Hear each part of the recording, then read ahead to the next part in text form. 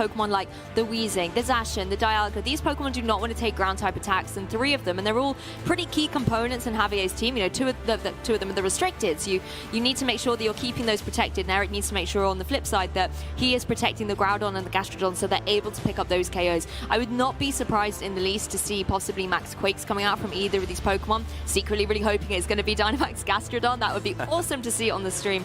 But then again, Groudon also makes a very formidable Dynamax Pokemon. Getting that extra bulk as well in its Dynamax form will really help it have that longevity if it has to deal with possibly the weather disruption from that opposing Weezing. But another Pokemon that Javier has that's going to be definitely difficult to deal with can be that Rillaboom. Rillaboom obviously being able to apply a lot of pressure to the Groudon and the Gastrodon. Yeah, 100%. And when you look at the overview, Lou, on Eric's side, he's got the Charizard, and you kind of look for options here where Javier's got really good options outside of the Blastoise to deal with it. And I think that's why Javier's going to have to lean a little bit harder on the Blastoise in this match. So we are going to jump into it though, Lou, right now. So well, Eric leading out with the restricted in full form. It's going to be the Zacian and the Groudon for Eric, paired up with the Blastoise and the Weezing for Javier. So straight away, the neutralizing gas going to stop Intrepid Sword and stop the drought as well from Eric. Yeah, which is incredible, and you're already seeing the disruptive nature of this neutralizing gas from the Weezing. It is going to be threatened by the Groudon on Eric's side of the field. Of course, we do know it has the Shucker Berry, so it's going to be able to take at least one Precipice Blades or a Max Quake, but the Blastoise in a great position here where it can really threaten the Groudon in return.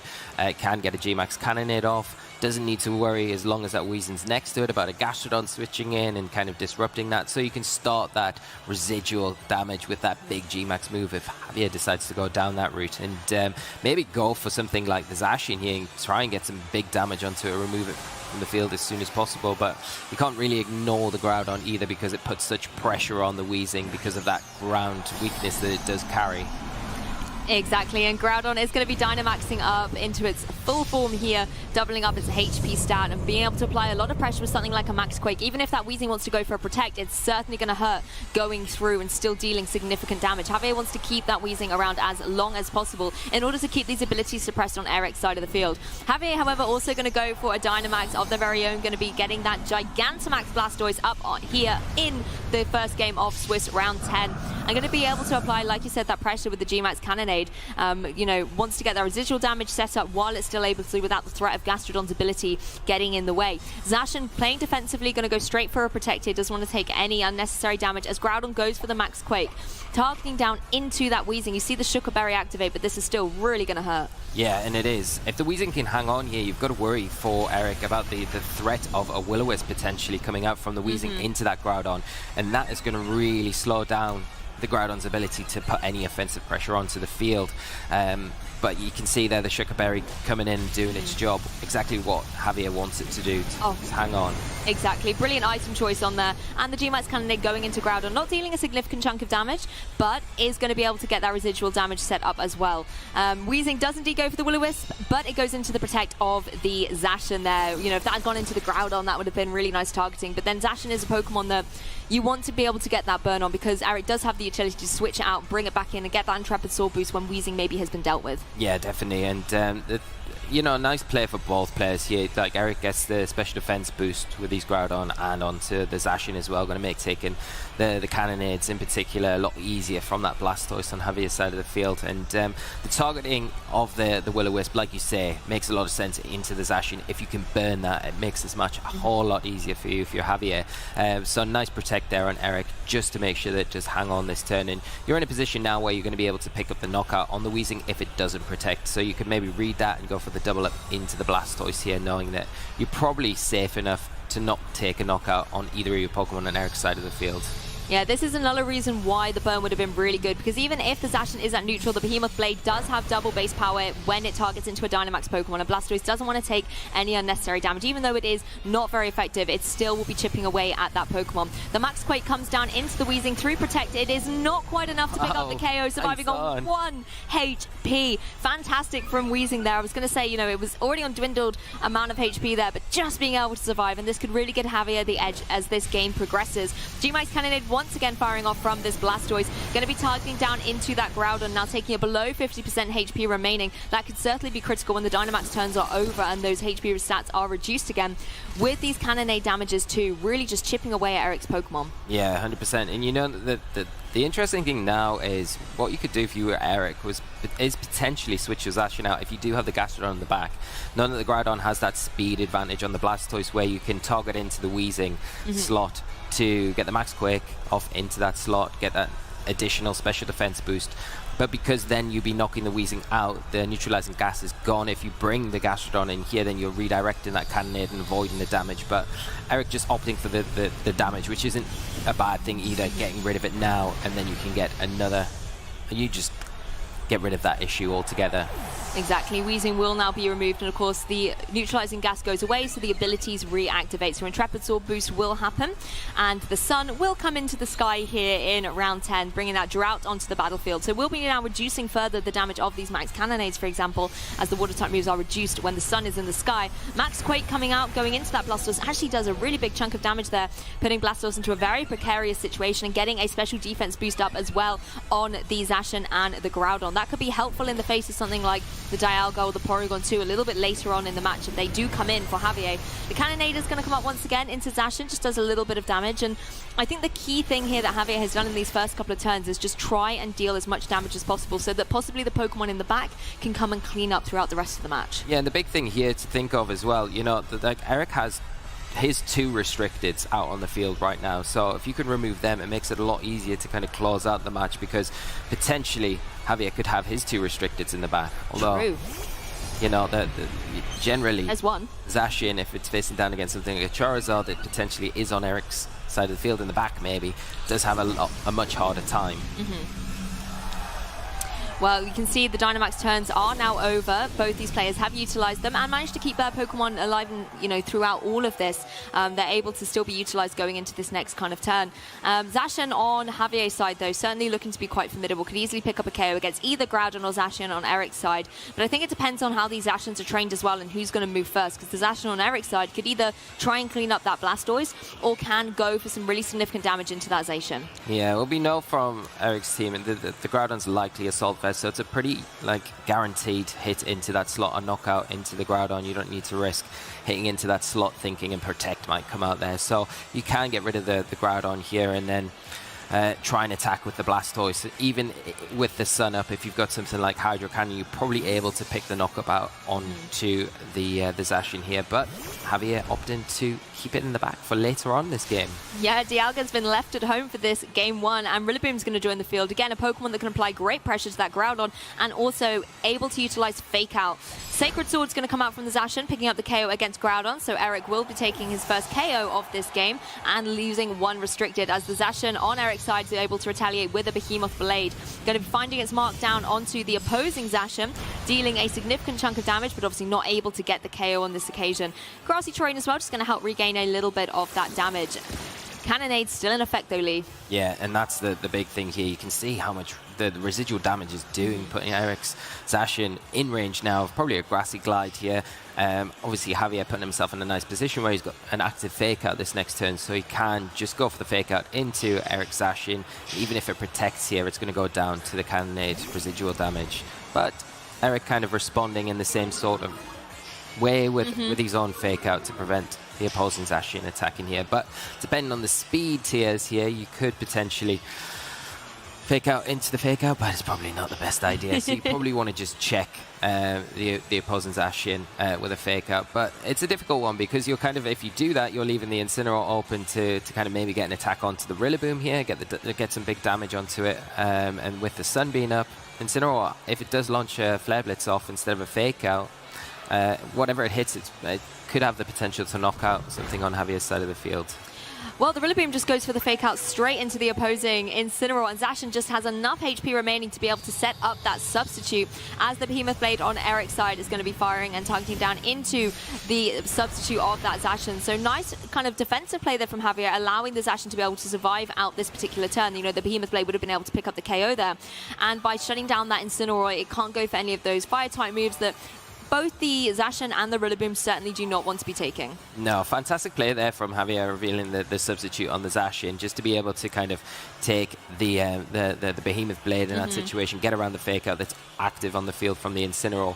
And as you see, the cannonade damage had actually stopped that turn. So the knockout onto the opposing Zacian on Eric's side wasn't even a thing. So the Zacian here in Eric's side still in a strong position. Obviously, the Javier Zacian cannot substitute anymore because its health so low. And Eric sitting pretty comfortable with the Incineroar in a nice position, threatening damage, a super effective damage on both things on Javier's side of the field. Yep, that's very true. And of course, the Rillaboom and Zacian on Javier's side have taken that Intimidate from the Incineroar as well, so they'll be dealing out less offensive pressure. I think it's a wise switch then from that Rillaboom to be able to reset that Intimidate, but also get the fake out for a little bit later on. Blastoise really can't do too much more in this match, so just switching in for Javier, maybe kind of sacking it to be able to bring a Pokemon back in could be an excellent play. But you can see the Zacian on Eric's side has finally been thwarted by the Zacian on Javier's side, so he was able to pick up a KO, leaving Eric with neither of his restricteds remaining. Flare Blitz is going to come out though, find his target onto that Blastoise, pick up the KO against it, but I think Blastoise is quite happy to sacrifice itself in here in order for Javier to be able to bring the Rillaboom back in. Unintimidated, you have that fake out pressure. The key thing here is, what is Eric's last remaining Pokemon? If it's something like the Gastrodon, Rillaboom's going to be really happy about that. Zacian can deal with the Grimmsnarl, but if it's that Charizard, it's going to be really difficult for Javier. Yeah, and even though Javier does have the active fake out here, you can... all Eric needs to do is just protect the Charizard for one turn, and then it's primed, it's ready to kind of just launch off a big fire attack into the Zacian or the Rillaboom and just pick up a big knockout. It's going to be very difficult from this spot for Javier to kind of pull this one back. No, that's really true. And Rillaboom here, you know, yes, you said can go for that fake out, but it's facing down against two fire types. And even if it is running something like the Assault Vest, that's still going to be dealing damage through it, you know, being able to pick up massive fire damage from the Incineroar that isn't going to be affected by that item, whereas the Charizard can go for, you know, something like a Heat Wave if it is carrying that move and try and deal damage to both of these Pokemon. So I think wise from Zacian to go for a Protect here, as is Rillaboom. It's not utilising any fake out here, just maybe trying to scout out what Eric wants to do. Yeah, and stall out these sun turns as well is another thing that's probably on Javier's mind, you know. Just try and get through the sun turns so that those fire type attacks aren't as strong, and you see it fading there. But it's still at a very tall order here, because Behemoth Blade will do a lot of damage into the Charizard, but if you're attacking into the Charizard, you're leaving the Incineroar alone, and it's actually in so low health at the minute. It's not really going to be able to take a single attack from either of these two fire types on Eric's side of the field. So he's positioned himself really well in this endgame, making it very difficult for Javier to kind of close this one out. Exactly. Sacred Sword going to go down into that opposing Incineroar as Charizard goes for the Blast Burn, not finding a Protect this time, but instead finding that Zacian and removing it from the field. And this is the issue now with Rillaboom, because what can Rillaboom really do to both of these Fire-type attackers? Going for the high horsepower into something like the Incineroar is great, but Flying Charizard isn't going to worry about that at all. It does connect on the Incineroar, though, isn't quite able to get the KO, thanks to the Sugar Berry revealed on that Incineroar, able to survive, as Incineroar is able to retaliate with that Flare Blitz, so targeting down into the Rillaboom. Not quite a one-hit KO as the sun has left the arena. Good to know that kind of damage would be there.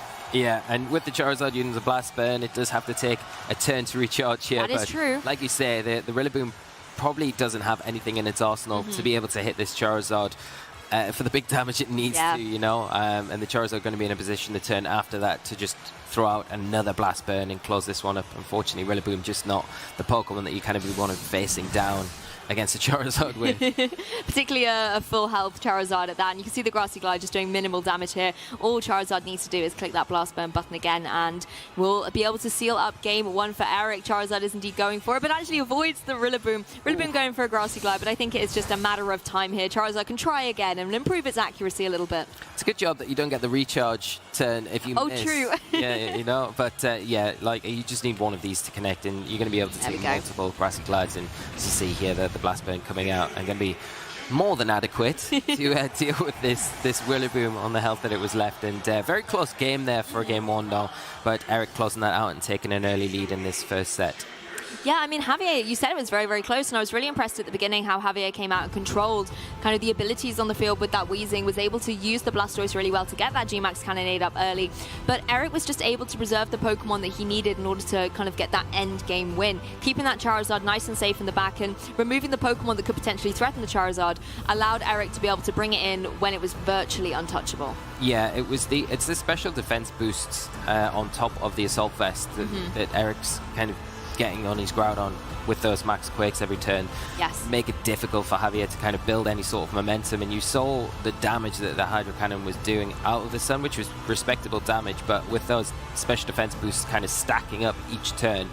And then once the Weezing's gone, the sun comes into play, and it makes it even more difficult to utilize that attack to get the damage that you need. And you kind of needed one more turn of the residual damage on the Zacian, and I think if you got it, as I was talking about in that game, if he got it that turn, I think it would have been a very different game. But Eric managing the game extremely well, protecting his Zacian exactly how he needed to give him the room to kind of come in that end situation with the Incineroar and the Charizard to close it up, because Javier's team, once you do lose the Blastoise, is very susceptible to the fire type attacks that are coming out from Eric's side of the field, and that's the hard thing to manage in this match. No, that's really true, and I think the unfortunate thing there for the Blastoise was with Eric's lead of the Groudon and the Zacian, Dynamaxing up that Groudon gave it the extra bulk that it's going to be able to take those G-Max Cannonades really well, and obviously the Zacian isn't going to worry about them too much. And although it was great that Javier was being able to set up that residual damage, the actual max moves themselves weren't picking up any KOs, and that just meant that after the Dynamax was over, Eric was in the stronger position then to be able to deal damage back, pick up the KOs, because he had the Pokemon preserved in the back that he needed. And possibly going into this game too, Javier needs to find a way to go on the offensive a little bit more, maybe bring that Zacian in a little bit earlier to try and pick up some KOs where possible, just to limit the options that Eric has and maybe force the Pokemon that he's preserving in the back to come forward. But it's definitely a tough ask when you think that Eric can just lead with that Groudon again. Groudon can really hit so many Pokemon on Javier's team. Yeah, and that's the problem, I think. It's like you say, I think you've got to try and utilize the Zacian to maybe get the chip with the Blastoise early game and put that Zacian with the residual damage, the Groudon into range for a Behemoth Blade to then get it off the field as soon as possible, so you aren't getting the full utility that Eric is wanting to do with that Max Quake and get that 3 special defense boost on, you know, the Groudon and potentially the Zacian sitting next to it. Because really the big hitters on Javier's side are going to be special attackers outside of the Zacian, but Eric does have Intimidate to kind of help mitigate that as well. Very true. Well, let's jump into Game 2 here of Swiss Round 10 at the European International Championships. Eric leading out with the restrictors here with the Zacian and the Groudon once again. Certainly gave Javier a lot of trouble, but same leads as well, Weezing and Blastoise. Do you think Javier has the option to do anything different with these leads, or is it possible that you could go for that same residual strategy but maybe have a Pokemon in the back that you could bring in? I think you've got to be careful. I think, like with the Weezing, I think what Javier did really well in Game 1 was protect that Weezing and preserve it for the full Dynamax turns until that very last turn of Dynamax for the Gigantamax Blastoise. The one thing that you think you could maybe change is getting the Will-O-Wisp onto the Groudon this turn. You know for a fact it's the Assault Vest, so there's no Protect coming up from that slot, so it is a guaranteed, as long as it hits. Yes. It is a guaranteed way to burn and slow that Groudon down and reducing the damage. You saw in I think turn 3 how much the Max Quake did to the Gigantamax Blastoise, and it was a heck of a lot of damage. If you can preserve that Blastoise for later in the game, I think that's a better option for Javier. But then if you're not kind of checking the Zacian here with a Will-O-Wisp, you leave it. If it does attack, and Blastoise is going to be taking a Behemoth Blade, so it's really risky, and it's going to be a big call here for Javier. But it's a different option from to maybe target to get a guaranteed burn potentially onto something on Eric's side of the field on these physical type attackers. That's right, the burn could be really disruptive here, and Weezing instead going for the Protect here in turn 1. That's different from the previous game. Sat and took the Max Quake, activating up that Sugar Berry, as Zacian actually goes for the Behemoth Blade. Again, would have dealt some really good damage, particularly if followed up by this Max Quake, which it is indeed doing, and that would have actually been able to pick up the KO against that Weezing, removing it from the field here in turn 1. But with the Protect, was going to be able to survive it. The one issue is that Sugar Berry has now been consumed, so Weezing's not going to be able to rely on that in the next turn. But it might be enough at this point just to give that Blastoise the opportunity opted to go for the G-Max Cannonade. You can see the special defense boost going up on Eric's side as well. That's certainly going to be frustrating for this Blastoise, but actually going for the Max Strike, targeting down into that Groudon, dealing minimal damage, but critically reducing the speed of both of these Pokemon. I really like this play because Javier is starting to think about the end game here, possibly when his own Zacian comes into the fray. Yeah, this is a really, really smart play from Javier. You know, that the big problem I think in that game one was that the Groudon was always hitting before the Blastoise, getting those special defensive boosts before we could get the Cannonade on. Now the Groudon going to be slower, so it gives Javier a lot more flexibility. Also now, is the Groudon slower than the Weezing, depending on the speed stats, you know? So is he going to be able to get maybe a Will-O-Wisp off before the Groudon can attack, which is going to be huge?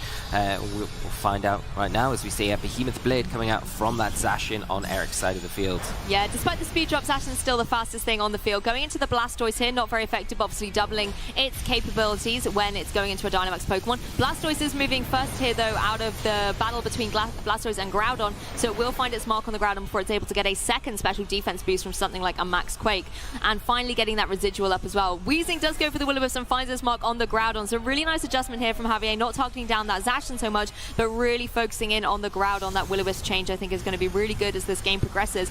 Max Quake, however, will go into the Weezing, and again, look why this burn was so good. Doesn't need its Sugar Berry, it's able to survive. Yeah, that is a huge play there, and you can see the impact that Max Strike had with that speed drop here, just to give Javier the advantage to get the burn onto the Groudon here and be able to kind of not only have the Weezing stick around for at least another turn to that final turn of the Gigantamax for the Blastoise.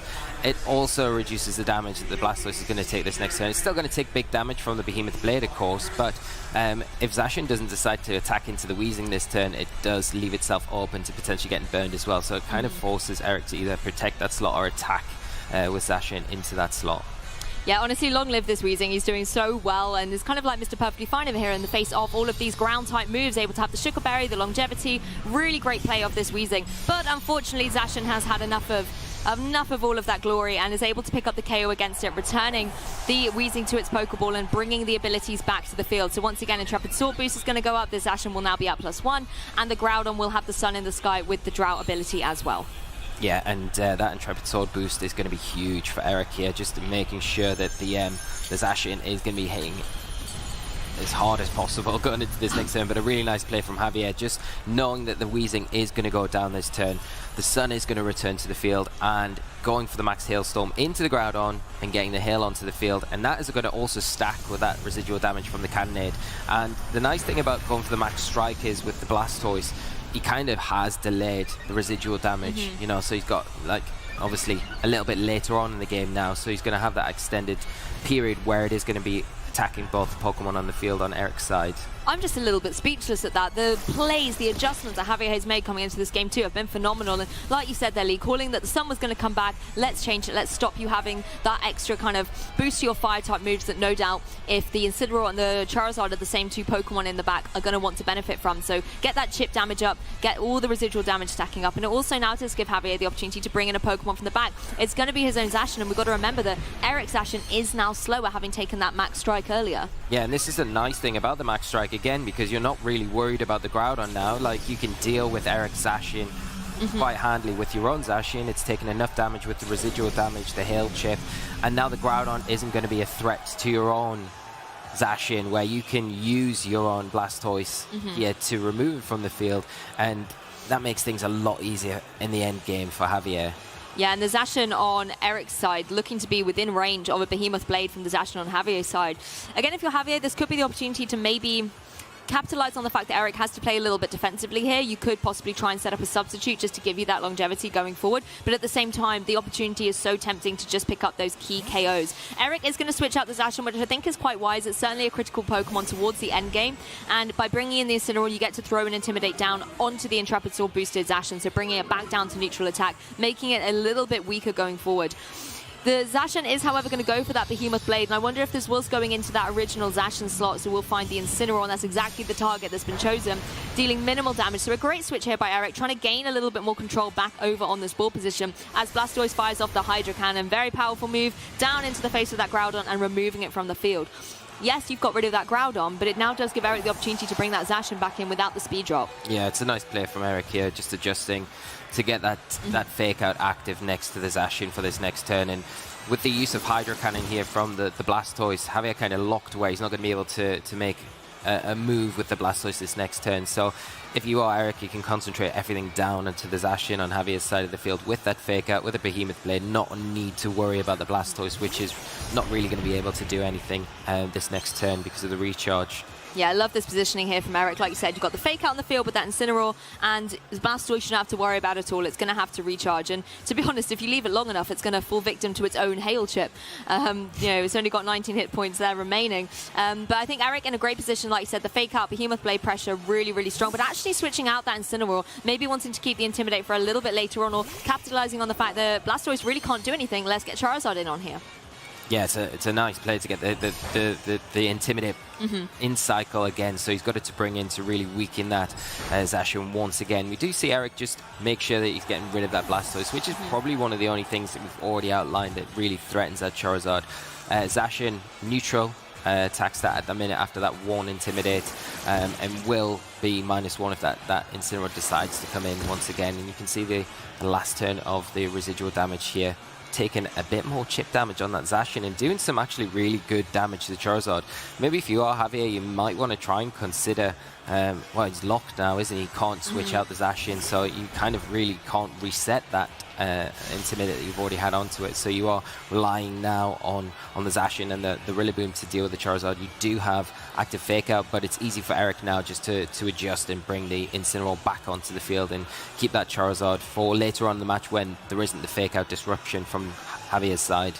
I mean, once again, we see Eric in the late game really switch the momentum into his favor. Being able to have that Incineroar in the back, coming in to intimidate both of these physical attackers, and two Pokemon that really, relatively speaking, cannot do too much to this Charizard. So I really wouldn't be surprised to see Charizard switch out again. It doesn't want to take any chip from the tail and wants to be preserved a little bit more, but instead it's going to be the Zacian going for the switch here, bringing in the Incineroar, throwing down that Intimidate, and just weakening the offensive pressure of both the Rillaboom and the Zacian. We know Rillaboom really cannot touch this Charizard. You know, it's got high horsepower, Grassy Glide, that's really, it can only use that Grassy Glide here. Rillaboom is going to go for the fake out though into Charizard, just protecting the Zacian a little bit, as Zacian goes for a Sacred Sword. Catching that Incineroar switch in, but it's not enough to pick up a KO. These Intimidates are doing really well, and Incineroar does have some decent bulk to it as well. Yeah, that's a nice switch from Eric as well, but a really good play, good read from Javier to go for the Sacred Sword onto that Incineroar switch in, which makes it a little bit more difficult to get like a lot out of the rest of this game. But Eric's got the active fake out now. He can go into either the Rillaboom or the Zacian here and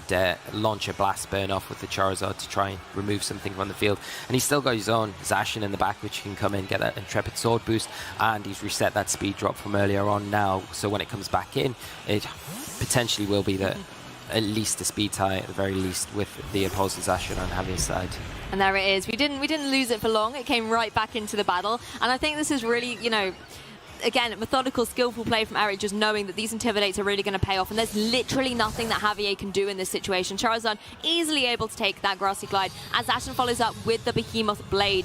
So, going to be able to follow down and find its mark onto that opposing Charizard, and it is enough to remove it from the battlefield. So, nice adjustment here from Javier, just removing the threat of that Charizard, but then you still have to deal with the Incineroar when it comes back in.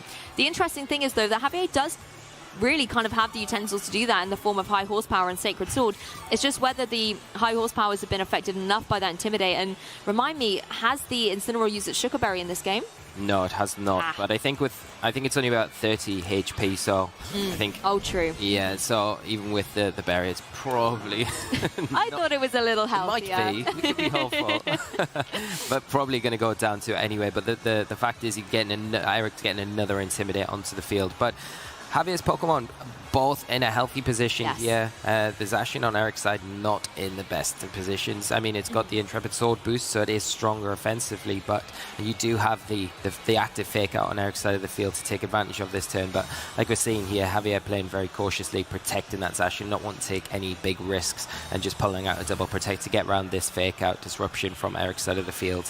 Yeah, I really love this simple play by Javier, just burning out that fake out. And obviously Eric doesn't have the switch ability anymore either. He's down to his last 2 remaining Pokemon, so that will be the last fake out of this game too. And again, the grassy terrain really helping to rejuvenate these Pokemon. I kind of forgot how healthy Javier's Pokemon are in this situation, and even if they can't deal a huge amount of damage, it's very well might be enough to pick up the KOs here. I'm sure that Incineroar is going to go down very, very easily, and Zacian, you know, if it gets hit by something like the Behemoth Blade with the high horsepower as well, that could be enough. I think the Zacian might have to be a double up.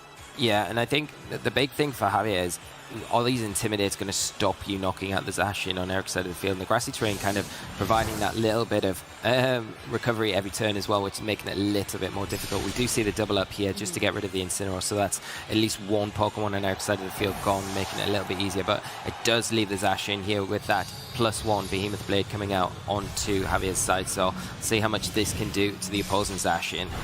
Oh, it does. Oh, it's one hit KO with a critical hit. That is not what Javier needed. Oh, gosh, you could see the reaction from the player as well. Absolute devastation from that Zacian. And, I mean, all eyes are now on that Rillaboom. Yeah, and that's such an unfortunate critical hit there, because we've seen from the game 1 that, you know, the +1 Behemoth Blade, it does take it. So the critical hit there just turning this match completely on its head. Really unfortunate for Javier, and we do see the forfeit because the Rillaboom intimidated, not going to be able to deal with the Zacian there, and Eric taking the win.